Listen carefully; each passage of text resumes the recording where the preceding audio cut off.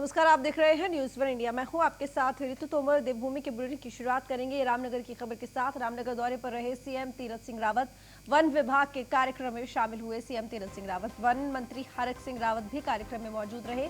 अंतर्राष्ट्रीय वानिकी दिवस के मौके पर कार्यक्रम का आयोजन किया गया था, जिस दौरान मुख्यमंत्री तीरथ सिंह रावत कार्यक्रम में पहुंचे। रामनगर दौरे पर रहे मुख्यमंत्री तीरथ सिंह रावत, साथ में वन मंत्री हरक सिंह रावत भी मौजूद रहे। साथ ही इस कार्यक्रम को संबोधित करते हुए तीरथ सिंह रावत ने यह भी कहा कि किस तरीके से आखिर कोरोना काल में जो हमारे फ्रंट लाइन वर्कर्स थे उन्होंने किस तरीके से काम किया, डॉक्टर्स ने किस तरीके से काम किया। साथ ही ये भी कहा उन्होंने कि अगर सभी लोग अपनी जिम्मेदारी ठीक से नहीं निभाते तो आखिर कैसे काम होता, लेकिन सभी ने अपना अपना काम किया और इसी वजह से ये पूरा प्रदेश आगे बढ़ा है। तो वन विभाग के कार्यक्रम में मुख्यमंत्री तीरथ सिंह रावत शामिल हुए और वन मंत्री हरक सिंह रावत भी कार्यक्रम में मौजूद रहे। अंतर्राष्ट्रीय वानिकी दिवस के मौके पर इस कार्यक्रम का आयोजन किया गया था, जिस मौके पर मुख्यमंत्री तीरथ सिंह रावत इस कार्यक्रम में शामिल होने के लिए पहुंचे रामनगर। वहीं सीएम तीरथ सिंह रावत की जुबान फिर फिसली। आपदा के लाभार्थियों को लेकर अजीबोगरीब बयान उन्होंने दिया। उन्होंने कहा, जिसने ज्यादा बच्चे पैदा किए उसको ज्यादा मदद मिली, जिसने कम बच्चे पैदा किए उन्हें कम मदद मिली। कम बच्चा पैदा किया तो अब जलन क्यों हो रही है। इससे पहले फटी जींस वाले बयान देकर सुर्खियों में थे तीरथ सिंह रावत। फटी जींस वाले बयान पर खूब सियासी बवाल हुआ था। विपक्षी दलों के नेताओं ने सीएम को जमकर घेरा था। माफी मांगकर सीएम ने विवादों से किसी तरह पीछा छुड़ाया था, लेकिन एक बार फिर से मुख्यमंत्री तीरथ सिंह रावत की जुबान फिर फिसल गई है और इस बार उन्होंने कहा कि जिन्होंने कम बच्चे पैदा किए उन्हें कम मदद मिली, लेकिन जिन्होंने ज्यादा बच्चे पैदा किए उन्हें ज्यादा मदद मिली। तो ये लाभार्थियों को लेकर अजीबोगरीब बयान मुख्यमंत्री तीरथ सिंह रावत ने दिया।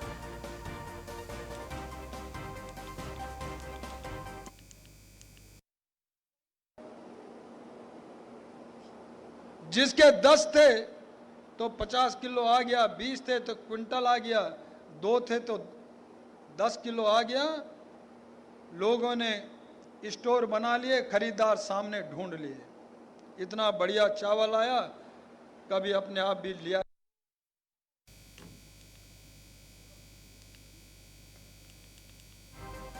तो बता दें आपको कि एक बार फिर से मुख्यमंत्री तीरथ सिंह रावत की जुबान फिसल गई है। इस बार जो आपदा को लेकर लाभार्थी थे उनको लेकर बात कर रहे थे मुख्यमंत्री तीरथ सिंह रावत और लाभार्थियों को लेकर यह अजीबोगरीब बयान उन्होंने दिया, जिसमें उन्होंने कहा कि जिसने ज्यादा बच्चे पैदा किए उनको ज्यादा मदद मिली, लेकिन जिन्होंने कम बच्चे पैदा किए उन्हें कम मदद मिली। यानी कि कम बच्चा पैदा किया होता तो जिन्होंने कम बच्चे पैदा किए हैं उनको जलन क्यों हो रही है। इससे पहले फटे जींस वाले बयान को देकर सुर्खियों में थे, लेकिन एक बार फिर से सुर्खियों में। हालांकि फटे जींस वाले बयान पर खूब सियासी बवाल हुआ था।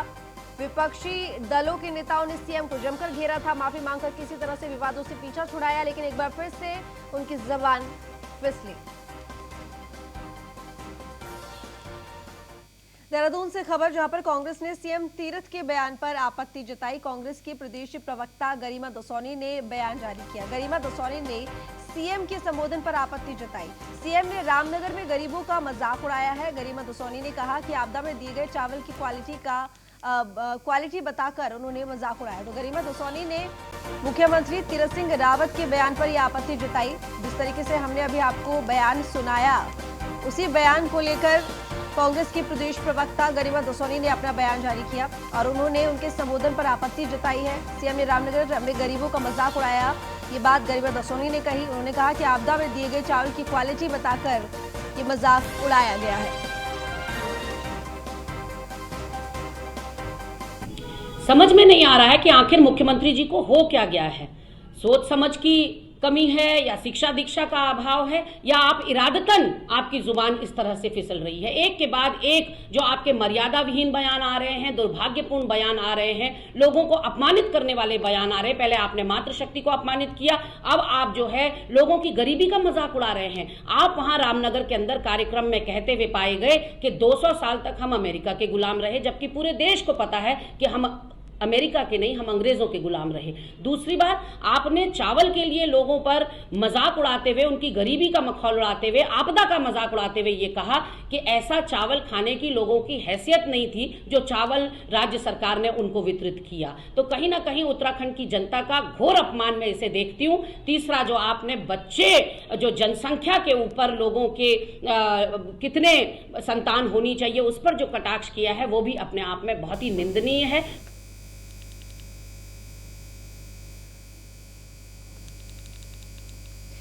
तो बता दें आपको कि वही कांग्रेस के इस बयान पर बीजेपी ने पलटवार किया, क्या कुछ कहा वो सुनिए। मुख्यमंत्री जी ने जो आज कहा कि अमेरिका ने भारत पर 200 साल राज किया, वो केवल एक जो है जुबान फिसलने का प्रकरण है और कांग्रेस इसको बेवजह तोल दे रही है। माननीय मुख्यमंत्री जी इंग्लैंड के विषय में बताना चाह रहे थे, जो गलती से उन्होंने अमेरिका बोल दिया, इसमें इतनी बुराई वाली कोई बात नहीं है। और इस बात से स्पष्ट हो जाता है कि कांग्रेस के लोगों को कुछ ना कुछ ढूंढना है और सुबह से शाम तक वो केवल भारतीय जनता पार्टी के नेताओं के बयान को ही सुनते हैं। ये तो स्पष्ट हो गया।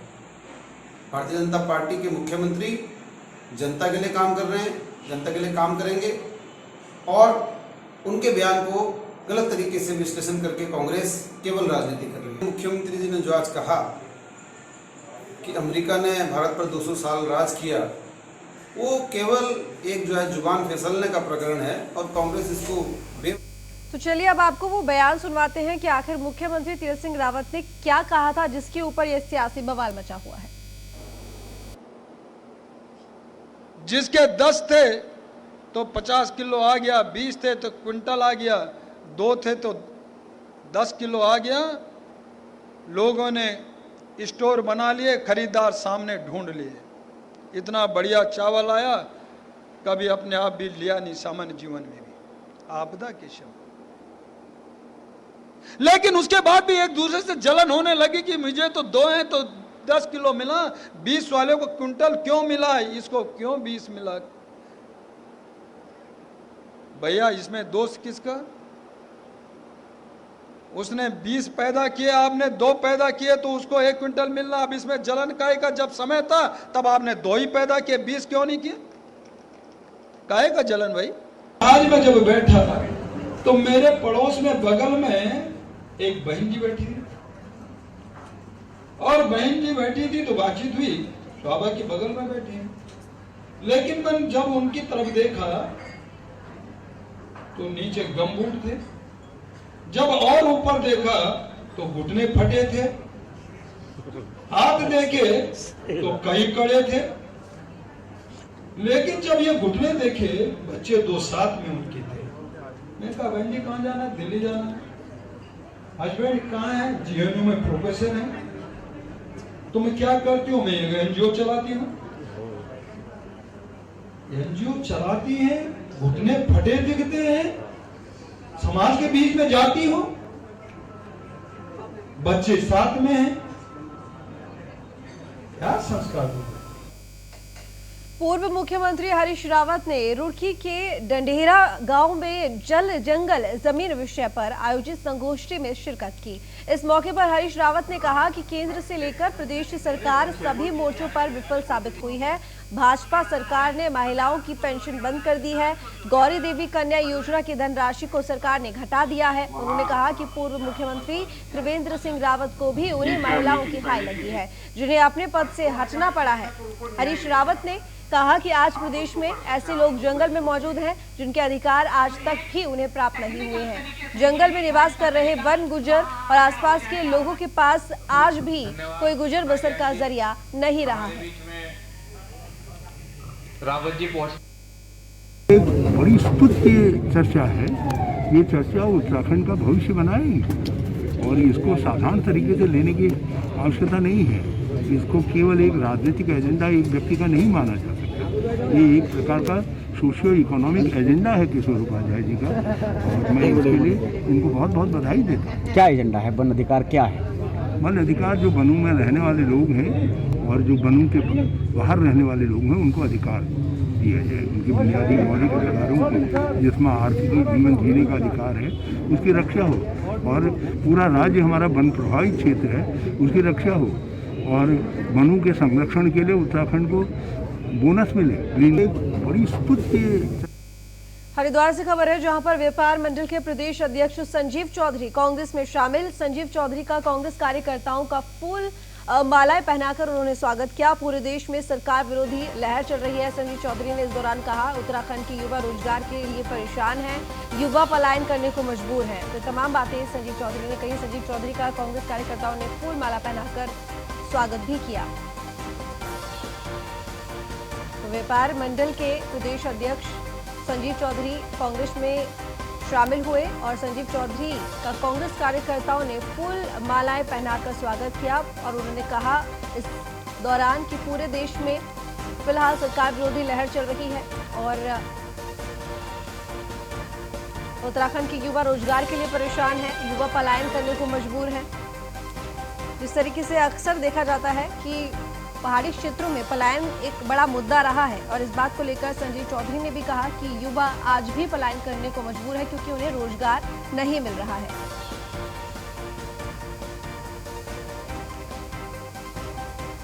कुंभ नगरी हरिद्वार में इन दिनों हर तरफ अलग ही नजारा दिख रहा है। गंगा घाट पर दूर दूर तक फैली रंग बिरंगी रोशनी श्रद्धालुओं को लुभा रही है।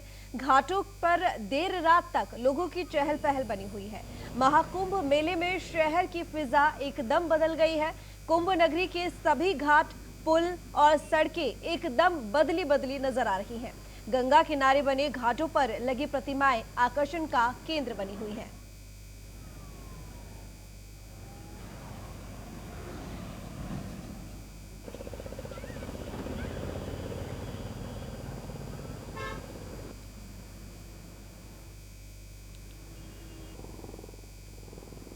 तो घाटों पर लगी प्रतिमाएं आकर्षण का केंद्र बनी हुई है। गंगा किनारे का ये नज़ारा है। जी हाँ, ये वही हरिद्वार है जहां पर आप स्नान करने जाते हैं गंगा नदी में। लेकिन फिलहाल क्योंकि कुंभ के लिए हरिद्वार को रोशनी से नहला दिया गया है, ये वही पुल है जहां से अक्सर लोग गुजरते हैं हरिद्वार की तरफ जब जाते हैं। फिलहाल पूरी तरह से रंगीन रोशनी में, रंग बिरंगी लाइटों में ये नहाया हुआ है और बहुत ही सुंदर और मनोरम ये नज़ारा कुंभ नगरी का।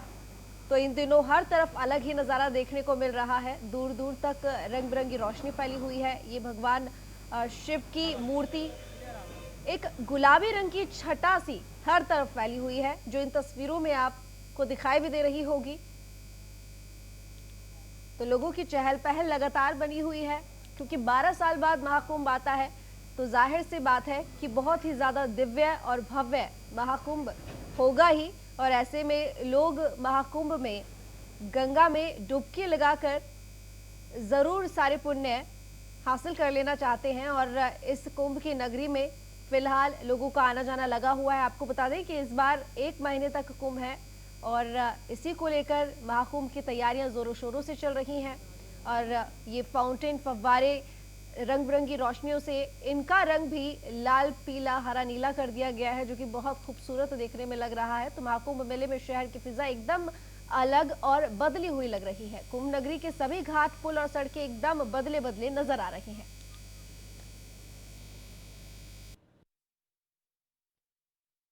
देवभूमि उत्तराखंड के हरिद्वार में महाकुंभ 2021 का आयोजन हो रहा है। महाकुंभ को लेकर के हरि की नगरी ये मायापुरी पूरी तरीके से सज धज कर तैयार है। यहाँ के हर एक गंगा घाट को अलग अलग रंगों से, अलग अलग तरीके से सजाया गया है। और यहाँ के गंगा घाटों को देख करके आपको सहसा ये यकीन ही नहीं होगा कि आप हरिद्वार में हैं, क्योंकि इस वक्त हरिद्वार, रात में हरिद्वार एक सिर्फ मायापुरी नहीं बल्कि मायालोक की तरह दिखाई देता है। बेहद ही खूबसूरत। आपको तस्वीर दिखाते हैं यहाँ के जो गंगा घाटों में किस तरीके से लोग, यहाँ पर दूर दूर से लोग आ रहे हैं, यहाँ के घाटों को निहारने आ रहे हैं। जो हरिद्वार के लोग हैं उन्हीं को यकीन नहीं होता कि ये हरिद्वार आज इतना खूबसूरत दिखाई दे रहा है। आप देखिए, आप घाटों पे आप देखिए, घाटों का ये पूरा नज़ारा आपको देखने को मिलेगा। आप देखिए किस तरीके से कलरफुल फाउंटेन, ये नदियों के किनारे किस तरीके से गंगा के किनारे, गंगा घाटों पर ये पूरे फाउंटेन बनाए गए हैं। आप ये तस्वीर देखिए, और खासकर जो तमाम ब्रिजेज हैं उन्हें किस तरीके से खूबसूरती के साथ अलग अलग रंगों से सजाया गया है। और सबसे बड़ी बात देखिए, ये छोटे छोटे बच्चे यहाँ पर आ रहे हैं और देख करके इसे एंजॉय कर रहे हैं। बेटा कैसा लग रहा है यहाँ पर? अच्छा लग रहा क्या है। नाम है आपका? जीविका। देविका, खूबसूरत लग रहा है ये फाउंटेन? हाँ, आपको कैसा लग रहा है? अच्छा लग रहा है। क्या नाम है? राधिका। कहाँ से आई हो? हरिद्वार से। हरिद्वार से। हाँ, अच्छा, पहले इतना खूबसूरत देखा है ये घाट? नहीं। अब ज्यादा खूबसूरत लग रहा है। आप लोग यहीं के रहने वाले हो? इससे पहले भी घाटों में आते रहे होगे? हाँ जी। खूबसूरती घाटों में दिखाई नहीं नहीं, फर्स्ट टाइम। अब ज्यादा अच्छा लग रहा हाँ है। जी, बहुत अच्छा। यहाँ पर आकर के कैसा महसूस हो रहा है? बहुत अच्छा, जैसे स्वर्ग में आ गए हूँ। स्वर्ग में आ गए। महाकुंभ का आयोजन हो रहा है इस पूरे हरिद्वार के अंदर, और यहाँ पर अलग अलग तरीके से सजाया गया। पूरा हरिद्वार एक नए रंग रूप में दिखाई दे रहा है। कैसा महसूस होता है जब आप लोग रात में निकलते हैं? अभी इतना अच्छा दिख रहा है, ऐसा हम लोग बचपन से हरिद्वार के अंदर हैं, ठीक है, बट फर्स्ट टाइम ऐसे कुंभ में ना इतना डेकोरेट किया है, सबको अच्छा लग रहा है, पीस लग रहा है। हम लोग घर से खाना खाने के बाद निकलते हैं घूमने के लिए, तो बहुत अच्छा फीलिंग आ रही है अभी। अच्छा, अभी कुछ दिन पहले तक कसमकस वाली, आशंकाओं वाली स्थिति थी कि हरिद्वार में कुंभ का आयोजन होगा भी कि नहीं होगा। सरकार की तरफ से भी कोई रोक दिखाई नहीं दे रहा था।